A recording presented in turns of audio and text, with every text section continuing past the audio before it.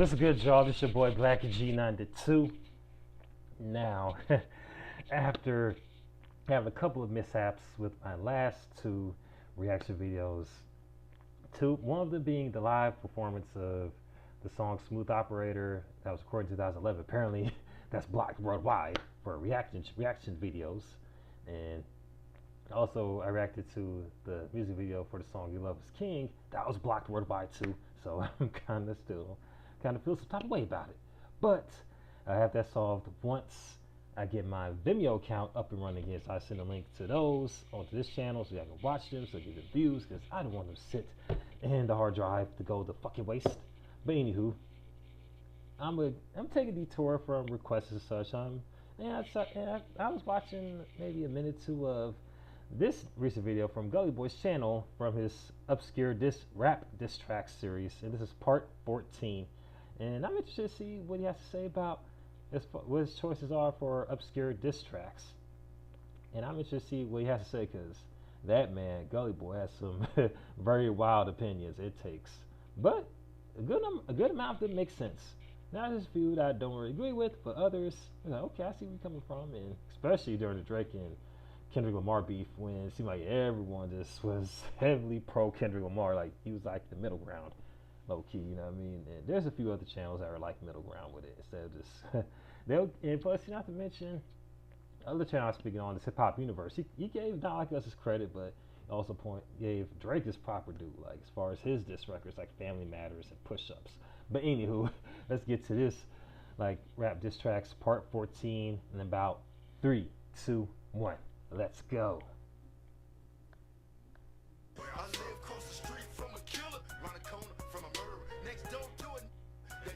C Murder makes his second appearance in this series, and I believe he holds the record of most diss tracks from a rapper behind bars. The first person on his list was his very own brother, and now his next target is someone who is considered a little homie to him. For those that wasn't the first man. It was like 18, 19 seconds. I did see this part right here, but I decided, you know what, this might make good for a reaction video. So people may want to be interested to see what I have to say about it.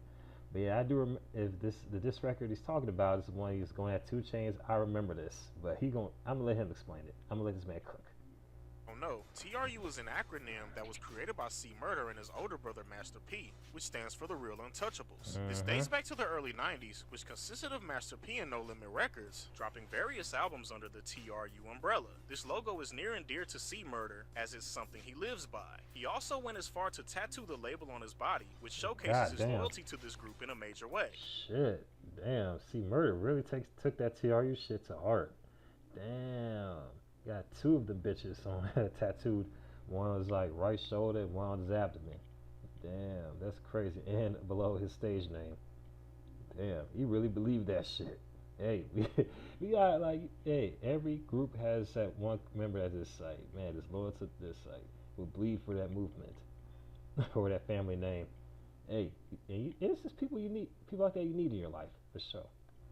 Before C Murder was locked up for murder, he was someone who was easily accessible in the streets. During the time he was still active in his rap career, 2 Chainz started to make a name for himself in the Atlanta area. 2 Chainz found himself in the midst of C Murder and the TRU members at a music festival in New Orleans in the early 2000s. According to TRU member Verse, 2 Chainz expressed the influence the group had on him as they're partly responsible for him pursuing his rap career. Verse also states that he got bad vibes from 2 Chainz as he constantly shared his interest in the TRU logo. Verse also states that 2 Chainz took the opportunity to steal the logo when C Murder got arrested and was sentenced to life in prison. You know, he always been a fan of True. He always been a fan of C Murder, and you know, he was always inspired by his music and his realism in the streets. I never seen him with nothing True on, but I always did pay attention to the way he was looking all Google-eyed at the logo, because our logo have a certain appeal to it, and I seen it in his eyes. Well, damn. This is definitely not a coincidence. Oh shit. Damn. Yeah, 2 Chainz pulled a highway robbery. And then, like, I remember hearing, and it was a trip, because I remember when I first heard 2 Chainz saying True on his songs, and then having the mixtape titled after that, and replacing the acronym with the Real University and stuff. I was like, hold up. There's someone else had TRU for his thing? And then I was like, yeah, I remember one of my dad's old CDs, like, it was like the TRU album. It was like one of the TRU albums. I didn't listen to it, but I remember seeing that in the little collection downstairs in the old house that I lived in. Damn. And I was thinking, I knew it was like, I've seen that somewhere. I was like, oh, it was on that little cover of one of those CDs. Oh, thank you. That man full of highway robbery on them dudes. Bro. And it seemed like right after Corey went to jail on that last time that he got convicted, he looked at C Murder with that life situation as an early retirement, and he thought he could run with it. Allegedly, 2 Chainz told Verse that his logo will be spelled exactly like the word true with the E at the end, but he will eventually change it to TRU, despite knowing that there is a collective that already has that spelling. It's when 2 Chainz decided to take the E off of his logo is what made members of TRU upset. This then led to C Murder dissing 2 Chainz behind bars as he felt disrespected by his actions. The main thing I like about C Murder's diss track to 2 Chainz is that his disses are blatant. There are no subliminals as he says his name and insults him to a high degree. He really did. That C Murder says on this track are very disrespectful, which highlights the fact that he's serious about his disposition towards 2 Chainz. He feels like 2 Chainz is disrespecting him by taking his TRU logo, and he's going to disrespect him in every way possible. C Murder starts this track off with a bang, which involves him calling 2 Chainz the P word, and how he'll be somebody's girlfriend if he was locked up in prison. God damn. Not just all this anyone bleak. can service a machine like these, Man, which fuck is why this there's commercial, serious man. demand for trained Fuck this aviation commercial. maintenance techs. I was vibing after this song. I'm gonna throw off my mojo. C Murder then goes on and states how he'd easily beat up and shoot 2 Chainz, as he's someone who's not about that gangster lifestyle. This also reflects the title of this track, as C Murder states that he will shoot 2 Chainz and leave 2 stains on his shirt, which refers to the blood that will pour out of his body after C Murder shoots him. I'll pop you in the chest and make 2 stains. You can definitely sense C Murder's frustration with Oh 2 yeah, Chainz. you definitely He sense truly it. feels that 2 Chainz disrespected him, especially if it's true that he was around C Murder, and showcased admiration for the logo, only for him to steal it when C Murder was locked up in prison. Right. Although I like the sinister elements of C Murder's delivery and lyrics, you can sense that the quality of this track is low due to the sound of his vocals. There are also moments during C Murder's verse where background noises are evident, which sounds like a jail door closing. Put your ass asleep. I done peeped at your dog. I done hollered for your boy. This definitely adds a realness feel to the track, as it highlights the fact C Murder recorded this track behind bars. Although I'll acknowledge this doesn't take away from the fact that this song sounds low in quality, but it honestly isn't too bad, as it doesn't sound like C Murder is rapping over the phone. It sounds like he recorded this track in somewhat of a professional studio. Another element to this track is the verse from the artist's verse. I honestly feel like his verse wasn't needed, as he didn't add anything new to this track. I All felt he the same did way was too. reiterate on what C Murder was already saying, without any wow factor. You ain't by that jailhouse, 3-4 hours you locked up. Bitch, you trying to bail out, bitch, I saw you running. All in all, this is a decent diss track. I can definitely understand where C Murder's coming from, and I feel like he had every right to express himself, especially if the story is true of 2 Chainz hanging around him and his crew. Being that he possibly knew C Murder and the TRU family while blatantly taking their moniker and not knowing it would be an issue is definitely startling. I still think that they may have an issue with him, as they didn't come out and squash the beef publicly. 2 Chainz did the smart thing and ignored all of the negative things said towards him, and he probably doesn't even look at it as beef. I guess time will tell to see how this truly ends. But for now, there isn't any real static between the camps from what I know. 2 Chainz, boy, you a ass nigga, old fake ass nigga trying to be a true.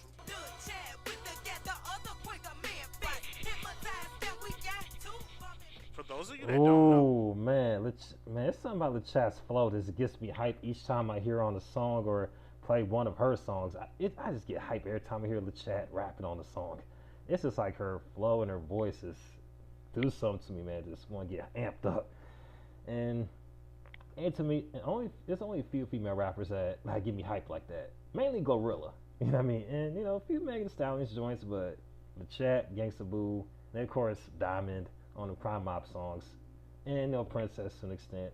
I just get hyped when I hear them like on the crunk trap type song, you know what I mean?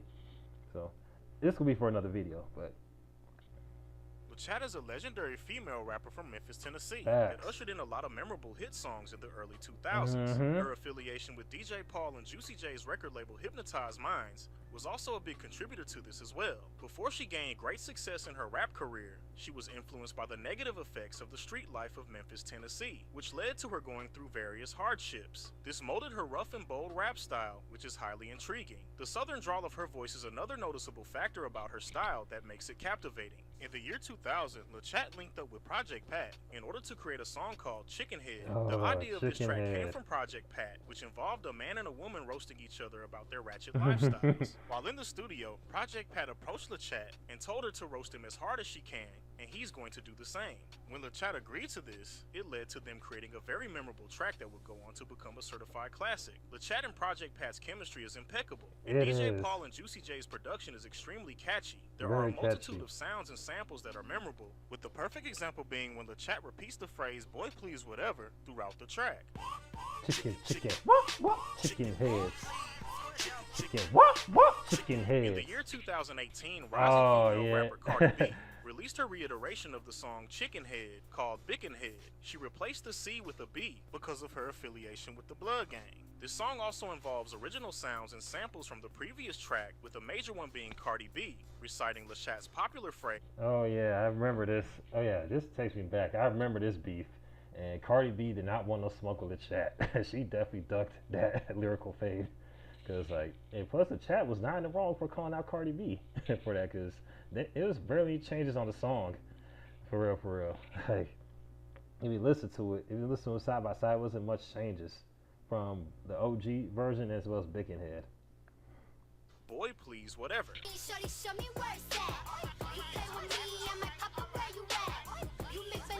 Cardi B's notoriety and success during this time couldn't go unnoticed, as this track also appeared on her highly successful album, Invasion of Privacy. LeChat took issue with Cardi B, as she felt as though she didn't get the appreciation for her contribution to the original track. Not only did Cardi B use the same instrumental and phrases from LeChat, she didn't even bother to shout LeChat out, as she's the inspiration to Cardi B's song. LeChat went on record to say that she didn't have an issue with Cardi B doing the song. Her issue was that Cardi B didn't shout her out. Hey, I didn't.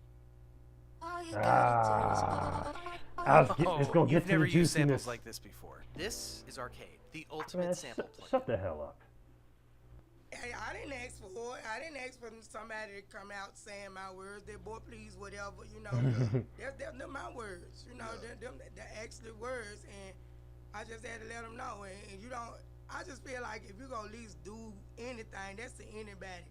If you gonna use my vocals in your song, if you go use some of my words or whatever, hey, you don't got to give me on it. Salute to you, and I'm honored that you even like it. But at least, you know, shout me out, or at least be like, yeah, you know, shout out my girl LeChat. Don't just act like you created or act like this just came from out of nowhere, because that's my masterpiece. I say it right now. Boy, please, whatever, you know. It's noted that Cardi B thanked everyone for the song, except for LeChat, but she had every right to feel. I remember that. Yeah, Cardi B shout out Paul, Juice, and Project Pat, and didn't mention LeChat, which I did find weird when I saw the post. I think it was maybe an Instagram post or some shit. I see it like, hold up, something ain't right. You left out one other person that was on the song, like the little boy please whatever on the song, and also the second half of the verse, the back and forth between LeChat and Project Pat on the song. I was like, man, we kind of leaving out the other person that was on there that kind of also aspired to do that song, do your version of it. Yeah, Cardi definitely pulled a snake move on Chat. And Chat had everybody to feel how she felt. Type of way. Also around this time, a rap challenge hit the scene that involved rappers rapping over the classic instrumental from 3 6 Mafia called Who Run It. It started with the rapper G Herbo and led to many other new school acts joining in on the hype. This then led to fans of Hypnotized Minds and Memphis rap in general calling on the OGs to partake in the challenge as well. This led to rappers like DJ Paul and Juicy J creating their versions of the challenge. LeChat was another name people were bringing up in order for her to partake in the challenge. LeChat accepted the challenge and made it her opportunity to vent out her frustrations with Cardi B not shouting her out. LeChat went on record to state that her issues with Cardi B gave her motivation to partake in the challenge, which led to her presenting her captivating style that fans grew to love back in the early 2000s. Yep.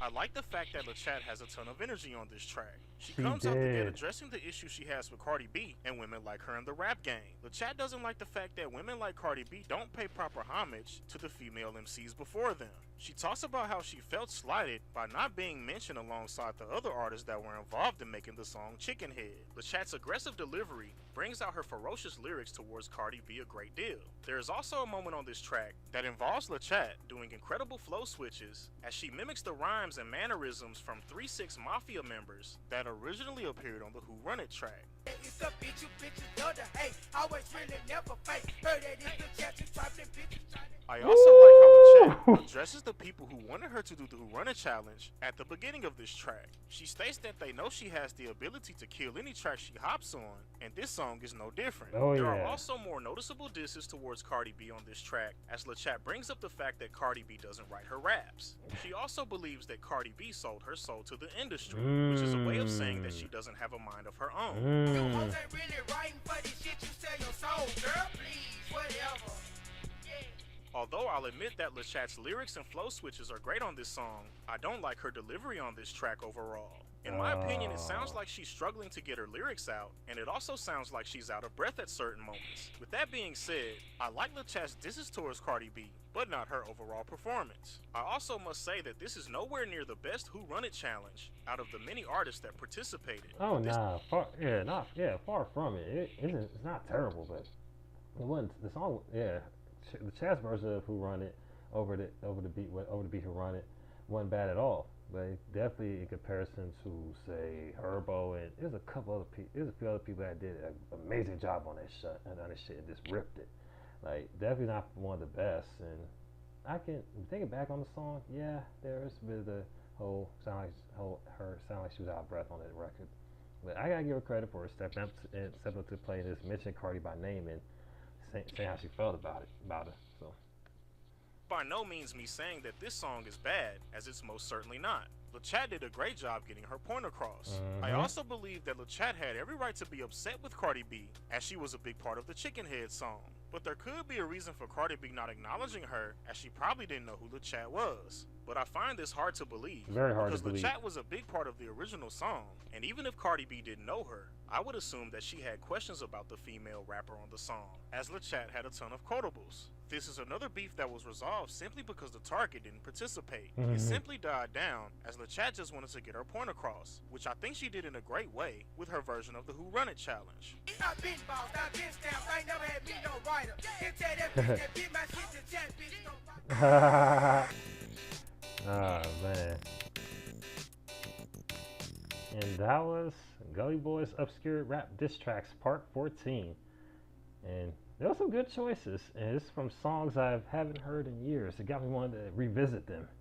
And I'm gonna add on to the whole claim of Cardi B not writing her own lyrics, which is, of course, is no longer. That's definitely known. You know what I mean? Even when the chat mentioned it, people was already talking about how Cardi doesn't really write her own shit, and not to mention that kind of takes points away from Cardi being on that not top 5, being on that mentioned amongst the other female rappers. There's a few other female rappers from way back in the gap that had writers and such, but Cardi, she barely writes her own shit. Barely, if ever, has written her own shit. Yeah, I've yet to see that. Let's see what people say on the comment section. Gully Boy released on the channel. They say put me on with some underground bangers. Oh yeah, he's definitely great at doing that. And someone said Gully put me on to Cool Keith. Same. I've yet to check out like Cool Keith's projects, but yeah, Gully Boy's the main person that put me up on that guy. Part 13 made me roll through the entire series backwards. Just see him posting this. Wow, I wonder if we ever make a series about Tony D, the Jersey Devil. Glad you shine light on the chat. I'll be bumping her shit all through these LA, Los Angeles streets in 2025. That's what's up. I'm thinking about revisiting some of the chat myself, because like she got a lot of hits, man, a lot of bangers that a lot of people don't know about, because they only go with what the mainstream is telling them to listen to. But check out some bangers though, a lot of bangers, especially her first album, Murder She Wrote. I think that was just Murder She Spoke, the first one. I haven't heard the second one yet, and the one she did with Gangsta Boo Witch, that was pretty straight too. And Dramatized, not Traumatized, it was Dramatized? There was one album that she released in 2004 that's not you cannot find on any streaming platforms. You can only find it on YouTube. I don't know if that same YouTube video that has that time is still on there, but the album's a banger. And of course, the guest verses throughout the years have always been straight fire. But yeah, if you want me to track more of these countdowns, let me know in the comment section below. And don't worry, I ain't forgot about the reaction requests. I got y'all in the next video. And hit that like button, hit that notification button, hit that subscribe button as well. And also be sure to follow me on my social media accounts, which will be posted in the description box below, so you can see what I have to say about random shit in the world. So stay tuned for that. This is your boy Black G92 about to sign off. Holla at your boy. Peace.